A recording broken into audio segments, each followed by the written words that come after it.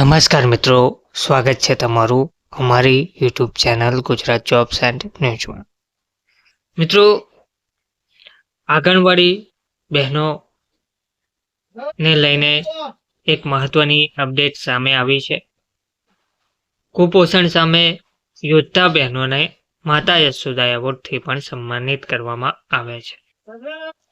અદાણી ફાઉન્ડેશને કુપોષણ સામે યોદ્ધા બહેનોને માતા યશોદા એવોર્ડથી સન્માનિત કર્યા છે. આંતરરાષ્ટ્રીય મહિલા દિવસની ઉજવણીના ભાગરૂપે અદાણી ફાઉન્ડેશન અને ICDS વિભાગે ઉમરપાડાના બિરસા મુંડા ભવન ખાતે વિશેષ કાર્યક્રમનું આયોજન કર્યું હતું. આ કાર્યક્રમનો મુખ્ય ઉદ્દેશ્ય મહિલાઓના સશક્તિકરણ અને સ્વાસ્થ્ય જાગૃતિને પ્રોત્સાહિત કરવાનો હતો. અદાણી ફાઉન્ડેશનની કુપોષણ સંગીની બહેનો અને આંગણવાડી વર્કર બહેનોને મોમેન્ટો અને સર્ટિફિકેટ આપીને સન્માનિત પણ કરવામાં આવ્યા હતા.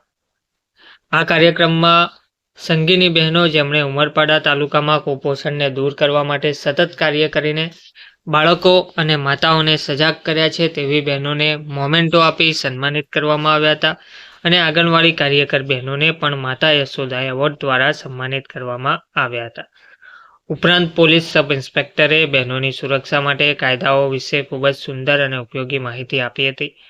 આ કાર્યક્રમમાં મુખ્ય મહેમાન તરીકે સુરત જિલ્લા પંચાયતમાં આદિજાતિ અને મહિલા બાળ વિકાસ સમિતિના અધ્યક્ષ દરિયાબેન વસાવા, ઉમરપાડાના મામલતદાર RK ચૌધરી, ઉમરપાડા તાલુકા પંચાયતના પ્રમુખ રમેશભાઈ વસાવા, શીતલબેન પટેલ CSR, હેડ અદાણી ફાઉન્ડેશન બ્રહ્માણી કુમારીના BK મીનાદીદી, તાલુકા પંચાયત ઉમરપાડાના સભ્ય શારદાબેન ચૌધરીની સાથે આંગણવાડી કાર્યકર બહેનો, કુપોષણ સંગીની બહેનો, અદાણી ફાઉન્ડેશન અને ICDSના સભ્યો ભેગા મળીને મહિલા દિવસની સાર્થક ઉજવણી કરી હતી. ધન્યવાદ.